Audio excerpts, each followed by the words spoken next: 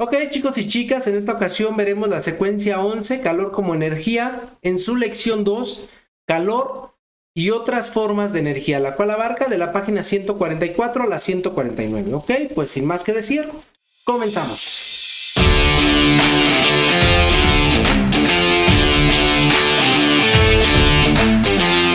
Y dice, calor y otras formas de energía.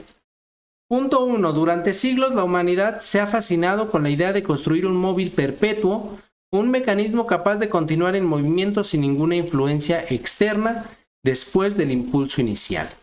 El registro histórico acerca del diseño y construcción de esas máquinas se remonta al siglo XIII. En cada época los inventores han utilizado los materiales y conocimientos disponibles. La primera figura, por ejemplo, muestra el diseño de un móvil perpetuo más o menos moderno. Un balín atraído por un potente imán sube un plano inclinado hasta caer en la ranura. Se desliza entonces por una rampa hasta la base del plano inclinado, donde otra vez es atraído por el imán y sube de nuevo. Ingenioso, ¿verdad? Las otras dos figuras muestran otros diseños más antiguos. Uno mecánico con balines atrapados en sectores de rueda con eje y otro hidrostático, un sifón que se vacía en el recipiente del que toma agua. ¿Por qué esta idea ha fascinado tanto a la humanidad? Porque un móvil perpetuo podría usarse como un motor perpetuo, una máquina capaz de realizar un trabajo útil de manera automática sin requerimientos externos de energía después del impulso inicial. ¿Imaginas la posibilidad de una máquina así? Inciso A. Describe el funcionamiento de los móviles perpetuos de la segunda y tercera e identifica el tipo de energía que interviene en su funcionamiento.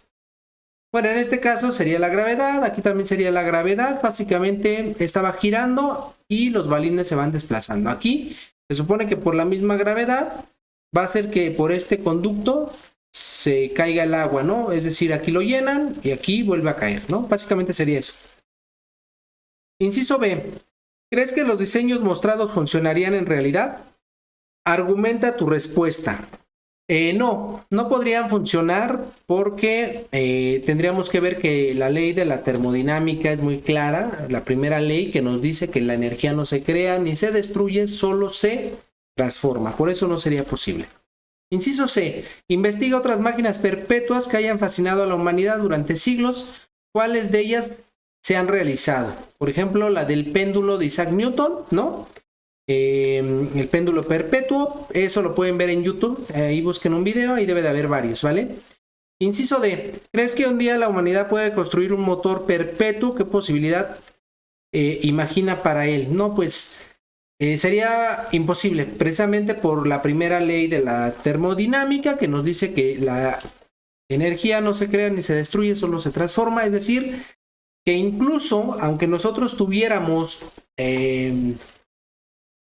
vamos a suponer que en un ambiente donde no existe ningún tipo de fricción, porque todo este tipo de motor perpetuo, siempre como hay una fricción que aunque no la veamos, por lo regular puede ser el aire, va haciendo que paulatinamente se vayan parando. ¿Vale? Pueden durar mucho tiempo, pero se va a terminar parando por esa fricción. Pero vamos a suponer que estuviéramos en un ambiente donde no hubiera fricción. Con base a la primera ley de la termodinámica, la energía no se crea. Entonces, si no se crea, vamos a suponer que esta energía nosotros la ocupáramos para cargar un celular, ¿no? Digo, porque hablar de mover un vehículo pues sería mucho más difícil. Vamos a hablar de cargar un celular. ¿Qué pasaría con esta energía que se va creando? Pues se iría al celular, ¿no? Y como la energía no se crea, pues ya no se crearía más energía y terminaría parándose. Es decir, aunque su energía alcanzara para seguirse en movimiento por sí mismo, por ser autónomo este motor, al momento de nosotros pasarla a nuestro celular, se acabaría la energía, ¿vale? Porque no se crea ni se destruye, se transforma. Es decir, transformaríamos esta energía mecánica, por decirlo de alguna forma, porque está en una circunferencia, está girando, la convertiríamos en energía eléctrica para cargar nuestro celular y entonces ya transformamos esa energía. Pero ya no podemos crear más porque este motor tiene una capacidad, ¿sale? Y dice, inciso E, comparte tus respuestas en grupo y entre todos analicen y respondan. Bueno, eso ya lo tendría que hacer cada quien en sus respectivos grupos, ¿vale? Analiza e infiere. Punto 1. En parejas analicen las cuestiones y respondan. Inciso A. ¿Qué aparatos para calentar alimentos conocen? Bueno, puede ser, aquí nos están poniendo, ¿no? La parrilla eléctrica, existen estufas de gas y podrían ser los hornos de microondas, ¿vale? ¿Qué aparatos? ¿Cuál es su fuente de energía? ¿Cómo funcionan? La fuente de energía en el caso de la eléctrica, pues es la electricidad, la energía eléctrica. En el caso del gas, pues son combustibles orgánicos que les llaman. Y en el caso de los hornos de microondas, pues también es a través de luz, ¿no? Ok, pasamos al siguiente punto y dice: describan cómo funciona en términos de modelo cinético de partículas y de los procesos de transmisión del calor que hemos estudiado. Si es necesario, investiguen. ¿Cómo funcionan? La parrilla eléctrica y la de gas básicamente es lo mismo, ¿no? Se calienta abajo, se pone un sartén, se pone un recipiente arriba y va calentando, ¿no? En el caso del horno de microondas, bueno, estas ondas a través de un magnetrón emite unas ondas que van calentando las partículas de los alimentos, principalmente las de agua, ¿vale? Inciso B, comparten sus explicaciones con otros compañeros. Ok, eso ya lo tiene que hacer cada quien en su grupo. Y pasamos a la página 145. Es importante que lean esto porque aquí está la combustión, el combustible, el magnetrón, del cual les hablaba, que tiene que ver con el horno de microondas, ¿sale? Y entonces nos dice: analiza e infiere. Punto 1. ¿Has notado que los alimentos que se calientan en microondas tienen una consistencia distinta a los que se calientan en el fuego? Sí, ¿no? De hecho, vamos a poner un ejemplo. Tú calientas tus tortillas, ¿no? Sale tu mamá y te dice: ¿sabes qué? Vas a calentar, te calientas de desayunar. Y entonces, pues te dejan el horno, ¿no? Porque el bebé, pues se puede quemar con la estufita al calentar sus tortillas en el comal. Entonces, te dejan el horno de microondas y ya te enseñó tu mamita a usarlo, a que le pones 30 segundos y se calientan tus tortillas, ¿no? Cuando tú calientas las tortillas en el comal, se va a calentar la superficie de una capa, ¿no? Incluso tenemos que voltearla, ¿cierto? Volteamos las tortillas para que se calienten, pues bien, ¿no? Y uniforme de los dos lados. Vamos a poner ahora que metes una tortilla al horno. ¿Cómo calienta la tortilla? ¿Volteas la tortilla después de que la sacas? No, ¿verdad? ¿Por qué? Porque estas ondas electromagnéticas calientan las partículas de agua de los alimentos. ¿Qué quiere decir esto? Acuérdate que las partículas a mayor temperatura se mueven más, ¿no? Tienen mayor desplazamiento. ¿Qué pasa con ello? Que esta misma fricción o este mismo movimiento de partículas, de energía cinética que se le llama, es lo que hace que se caliente uniformemente el alimento, en este caso la tortilla. Sin embargo, en el comal, ¿no? Es una energía térmica que está bajo la lumbre, está arriba del comal, y este se calienta y a la vez calienta pues lo que esté atorado, más bien lo que esté puesto en él, en este caso la tortilla, pero solamente se va a calentar bien de un lado. Si quieres que se caliente bien del otro lado, tienes que voltearlo. Y lo mismo cuando hacemos una sopa, cuando se hace cualquier alimento, se calienta, tienes que moverle, ¿sí o no? Porque si no, se te quema. Se te quema de un lado y del otro queda todo crudo. Sin embargo, en un horno no. En un horno, por eso incluso se hacen, por ejemplo, un pastel, ¿no? Un pastel tú lo metes al horno y se calienta de todos lados, ¿no?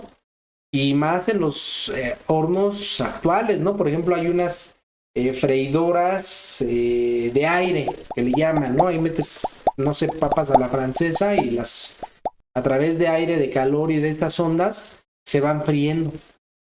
Entonces, ¿por qué? Precisamente por todas estas ondas que calientan de manera más uniforme, ¿sale? Básicamente eso es lo que pasaría.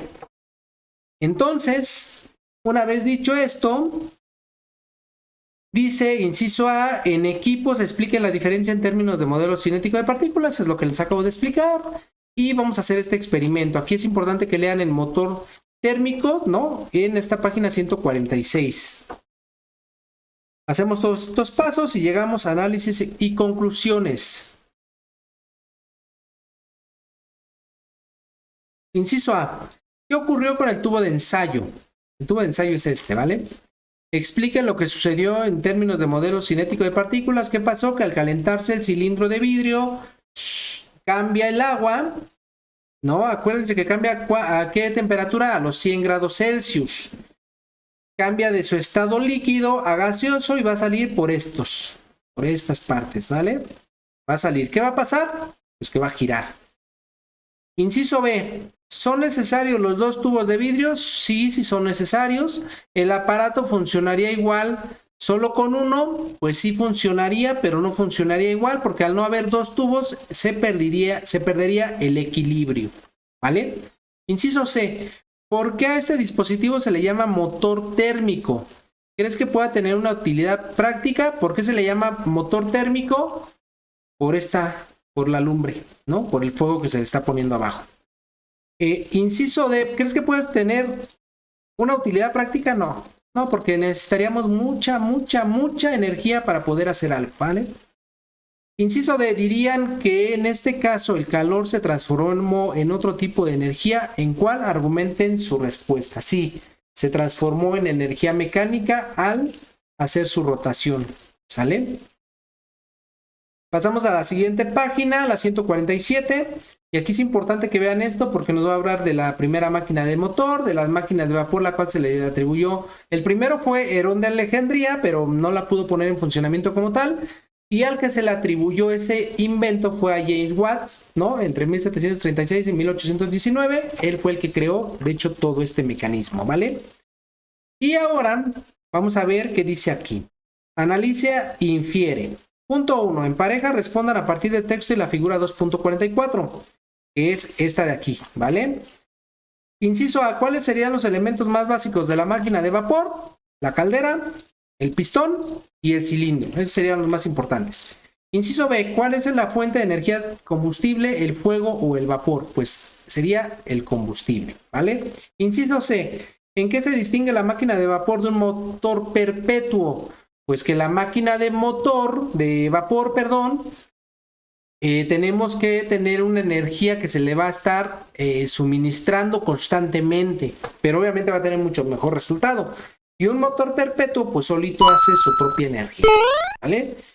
Energía como, por ejemplo, cuando pones un foco y en ese foco le pones 2 celdas solares y se produce su propio calor y vuelve a generarlo energía, así como este pequeño videoclip que les estoy mostrando, ¿sale?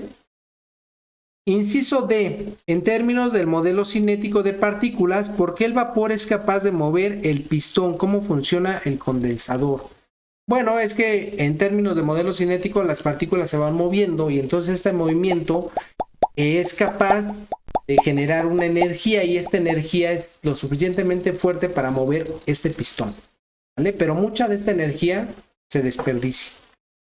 Inciso E. Compartan sus respuestas y valídenlas en grupo. Bueno, eso ya lo tiene que hacer cada quien en su grupo y pasamos a la página 148.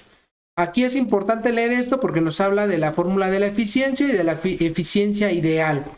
Calcula y analiza. En parejas, observen el esquema de la máquina de Carnot de la figura 2.45. Si la temperatura del vapor en la caldera es de 127 grados Celsius, o sea, 400 Kelvin, y en el condensador es de 27 grados Celsius o 300 Kelvin, ¿cuál es la eficiencia ideal de la máquina de vapor? ¿Qué pasa con la fricción de energía restante? ¿Qué nos está pidiendo?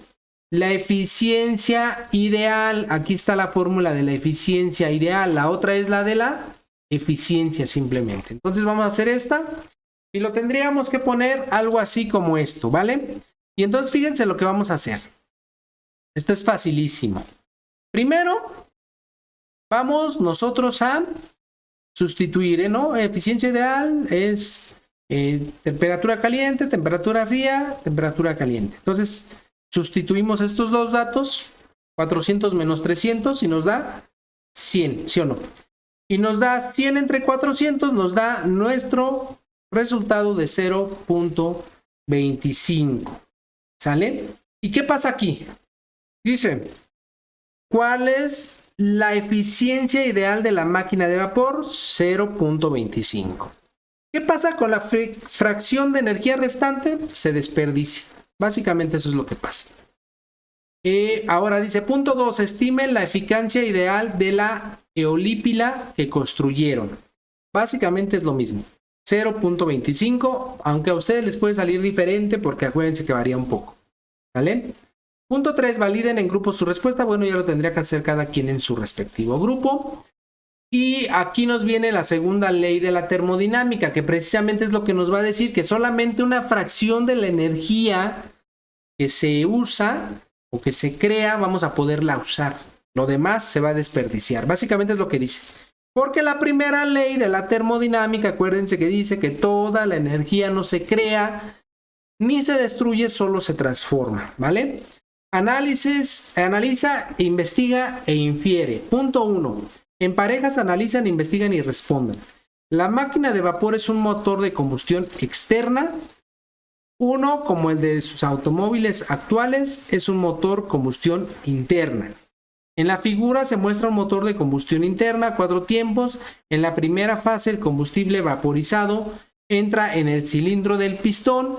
En la tercera fase, una bujía produce una chispa que provoca la ignición de combustible. Inciso A. Investiguen y describan con detalle el funcionamiento de este motor. Bueno, ya lo tendrían que hacer, pero básicamente lo que pasa es que aquí se da la combustión, ese choque entre el aire o el oxígeno con el combustible y hace y con la chispa hace la combustión, ¿no? Y entonces nos dice inciso B, ¿qué combustible ocupan estos motores? Normalmente es la gasolina, el diésel o la turbocina en el caso de los aviones. Importante mencionar que en la combustión externa con las máquinas de vapor, este proceso se hace en la parte de afuera. Por eso vemos muchas películas, por ejemplo estas de Harry Potter, donde nos muestran que el humo sale por la parte de arriba, ¿no? ¿Por qué? Porque la combustión se está haciendo por la parte externa, por la parte de afuera, ¿vale? Y entonces nos dice un dato que es importante, la combustión externa actualmente todavía se ocupa en algunos aviones, ¿eh? No crean que ya está completamente fuera de lugar. Inciso C, investiguen los efectos de esos gases en la atmósfera. Bueno, pues afectan al calentamiento global. Bueno, primero afectan a la capa de ozono. Esta capa de ozono también afecta al calentamiento, al sobrecalentamiento global. Y por eso básicamente es que algunos días nos dicen que tenemos una mala calidad de aire, ¿no? Sí afecta mucho. Por eso es que últimamente creadores de las grandes empresas como Tesla, como General Motors, como Toyota, intentan cambiar este tipo de combustibles a otros menos agresivos con la naturaleza y más naturales, ¿no? Inciso D, en grupos analicen y validen sus respuestas. Bueno, eso ya lo tendría que hacer cada quien en su respectivo grupo y ya tendrían que checarlo ustedes en el caso de si es correcto como lo están haciendo, ¿vale? Ok, chicos y chicas, pues eso es todo por este video. Espero que les sirva. No olviden comentar, dejar su like, suscribirse y sin más que decir, recuerden que el conocimiento da seguridad. Así que a estudiar.